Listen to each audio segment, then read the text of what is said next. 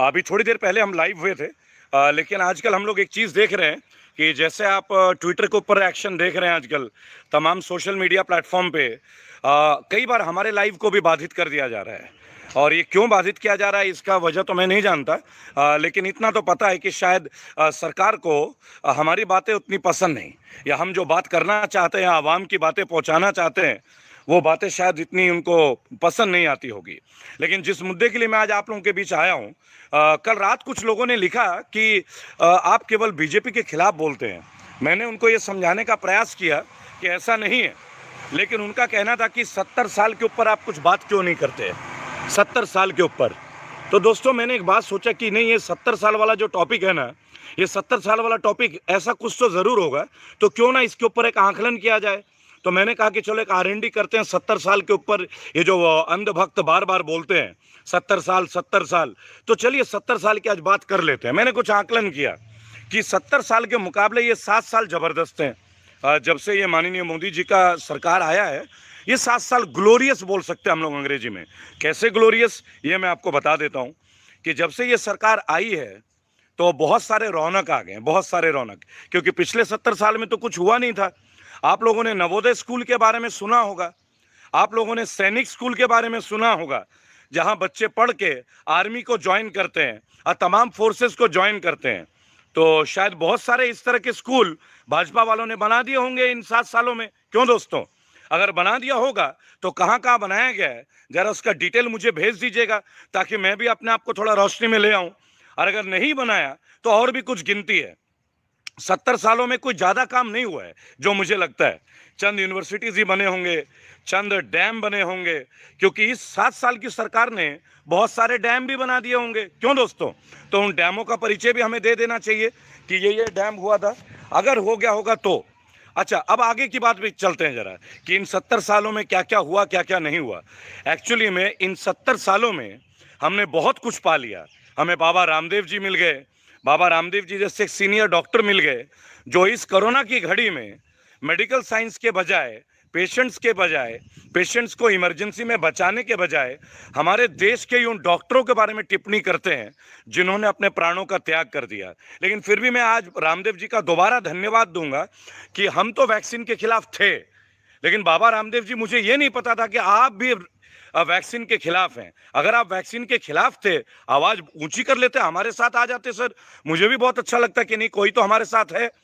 लेकिन आप इतने दिन बाद बोलते हैं, और फिर अगर आप एक बार भी स्पष्ट ये नहीं बोल पाते कि नहीं भाई, ये वैक्सीन गलत है, सरकार के पॉलिसी गलत है, वैक्सीन के बदले क्यों ना कोई और ट्रीटमेंट करें, क्योंकि पतंजलि में ये ट्रीटमेंट होगा। और दोस्तों, एक बात मैं बता दूं, मैं आयुर्वेद में आस्था रखता हूं और मैं आयुर्वेद को फॉलो करता हूं। मैं मुलेठी, हल्दी वगैरह सब लेता हूं। तो कोई भी अगर मैं बाबा रामदेव के बारे में बात करूं ना, उस आयुर्वेद से मत जोड़ दीजिएगा प्लीज प्लीज। ये बिल्कुल वैसे ही हो गया कि बीजेपी के खिलाफ बोलो तो हिंदुत्व खिलाफ हो जाता है। ये विचारधारा में बदलनी होगी। और कई लोग कहते हैं कि कांग्रेस की बात क्यों नहीं करते, तो मुझे एक बात बताइए, हमें कांग्रेस की बात कहने की जरूरत ही क्या है? एक बात बताइए, क्या जरूरत हमें कांग्रेस की बात करने की? अगर कांग्रेस में इंपैक्ट होता तो हमें ये दिन थोड़ी ना देखने पड़ते। लेकिन हाँ, 70 सालों में ये हुआ है कि इन 7 सालों में, 70 सालों में एक बेसिक डिफरेंस आपको बता दूं कि आज दिल्ली में सरकारी स्कूलों का स्टैंडर्ड वर्ल्ड क्लास हो गया है, बराबर। तो क्या ये भाजपा गवर्नमेंट ने किया है? आप बताइएगा एक बार, क्या ये भाजपा गवर्नमेंट ने किया है? और देश की छोटी मोटी कंपनी जैसे ONGC, BSNL, NTPC वगैरह वगैरह, ये छोटी मोटी कंपनी थी, तो शायद माननीय मोदी जी को लगा होगा इन छोटी कंपनियों को प्राइवेटाइज कर देते हैं, अब हम बड़ी कंपनी लेके आएंगे। तो दोस्तों, बता दीजिएगा, 70 साल की जो कंपनियां थी वो तो निस्तानाबूद हो गई। इन 7 सालों में जो बड़ी बड़ी कंपनियां आई है ना, जरा बता देंगे कि कौन कौन सी बड़ी कंपनी आई है और उनमें कितने करोड़ लोगों को नौकरी मिली है? अगर बता सकते हो ना तो मुझे जरूर बताइएगा, क्योंकि 70 साल का जो कांग्रेस का सरकार था, चाहे जिसका सरकार था, और ये जो 7 साल की सरकार है, अरे कहीं ना कहीं हमें एक बार कंपैरिजन तो करना होगा ना। हमें पता तो करना होगा कि आखिर वो 70 साल अच्छे थे, ये 7 साल बुरे हैं। और एक बात मैं बोलना चाहूंगा कि आपको फार्मूला 1 कार रेसिंग के बारे में तो पता ही होगा, है ना दोस्तों? तो फार्मूला 1 का एशिया का जो सबसे बड़ा है ना, फार्मूला का जो सर्किट है, वो ग्रेटर नोएडा के गौतम बुद्ध नगर में बुद्धा सर्किट के नाम से। अंधभक्तों, जरा बताने का कष्ट करोगे, ये बुद्धा सर्किट किसने बनाया? भाजपा की सरकार ने बनाई थी क्या? ये मायावती जी ने बनाई थी, मायावती जी ने। और एक बात पूछना चाहूंगा, भारत की पहली डिजाइन सिटी चंडीगढ़, चूंकि बात हो रही है 70 साल की और बात हो रही है 7 साल की, तो बात तो करनी होगी। तो कोई मुझे बताएगा कि चंडीगढ़ का जो डिजाइन है और जो लेआउट है, वो लेआउट कौन से टाइम पे हुआ था? इन 7 सालों में हुआ था क्या? कोई मुझे बता पाएगा? चलिए एक बात और करते हैं। बहुत सारी लोग बात करते हैं पिछले 70 साल में सरकार के अनुदान के बहुत सारी संस्था है, आप शायद जानते होंगे, लेकिन आप शायद ये नहीं जानते होंगे कि गवर्नमेंट इंस्टीट्यूशंस में जो स्कॉलरशिप मिलती थी, जो बच्चों को अनुदान मिलता था, गरीब बच्चों को, सुनिएगा, अभी पिछले ये जो 7 साल से सरकार आई है ना, अब ये उस स्कॉलरशिप के रकम को भी घटाने में लगी है और वहां की फीस को भी बढ़ा दिया गया है। तो इन 7 सालों में ये भी एक लाजवाब काम हुआ है कि गरीब के बच्चे जिन इंस्टीट्यूशन में जाते हैं कोटा में, उन लोगों का फीस बढ़ा दिया जा रहा है ना। लेकिन तब ये बात साबित हो जाएगी कि जेएनयू जो है वो देशद्रोही है ना। मैंने तभी भी एक बात बोला था, अगर कन्हैया कुमार देशद्रोही है तो सबूत नहीं है क्या हमारे पास? अगर देशद्रोही तो फांसी पे चढ़ा क्यों नहीं देते भाई?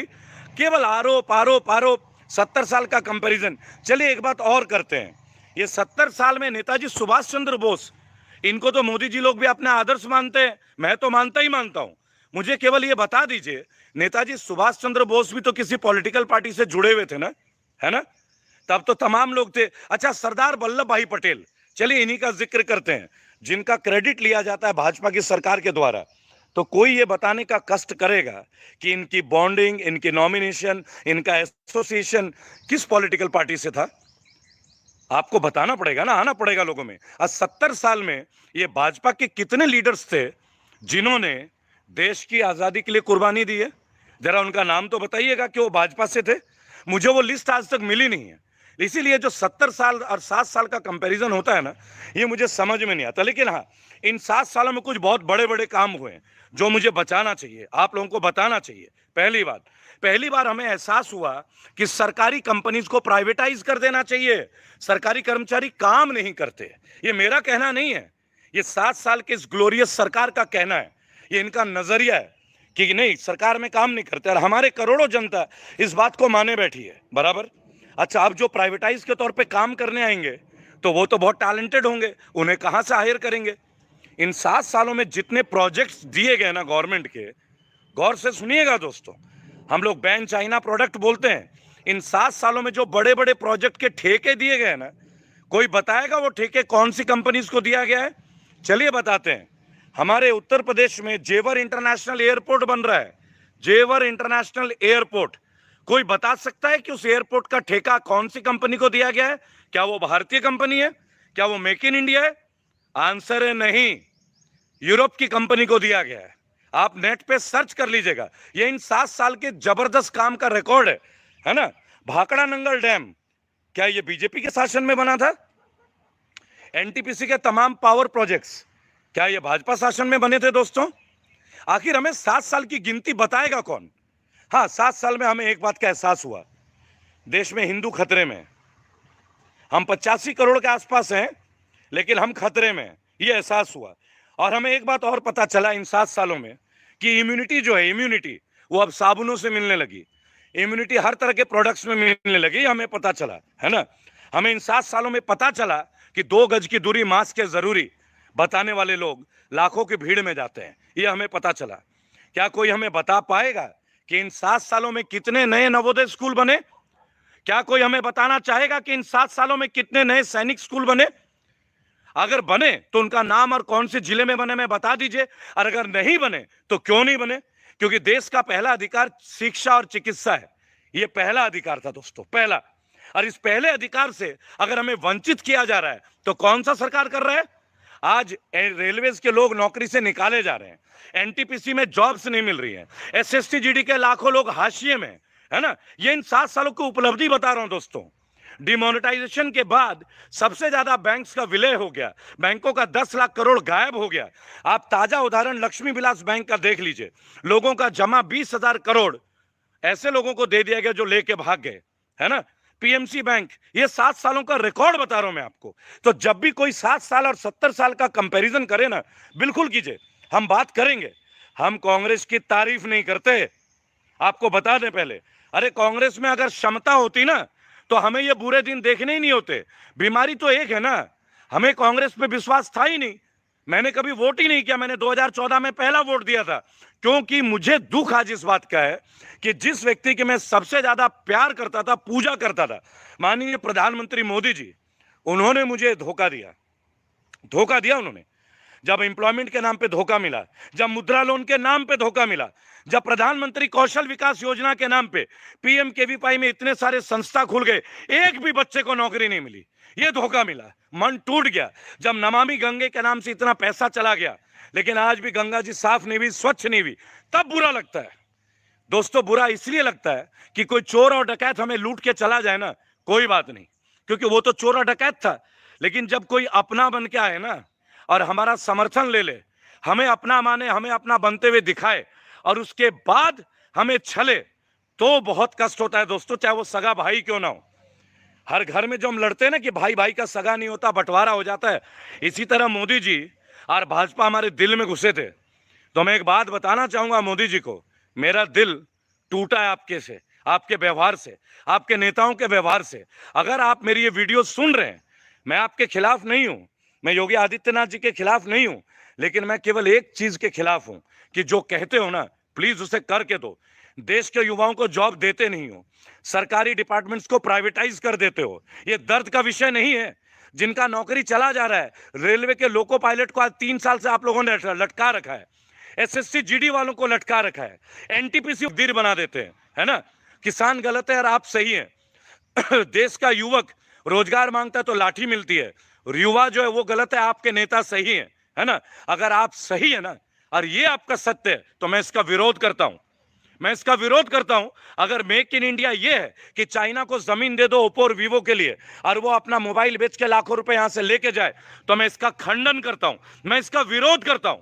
ये एक सच्चे भारतीय की आवाज है, इसमें कोई पॉलिटिक्स नहीं है।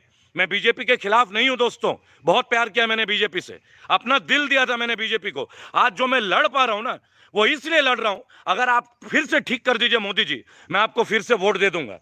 आज मैं आपके विरुद्ध हूं, आपके पॉलिसीज की वजह से। आप अपने पॉलिसीज ठीक कर लीजिए। ये देश में हिंदू मुसलमान बहुत हो गया, बहुत कीमत चुका चुके हम।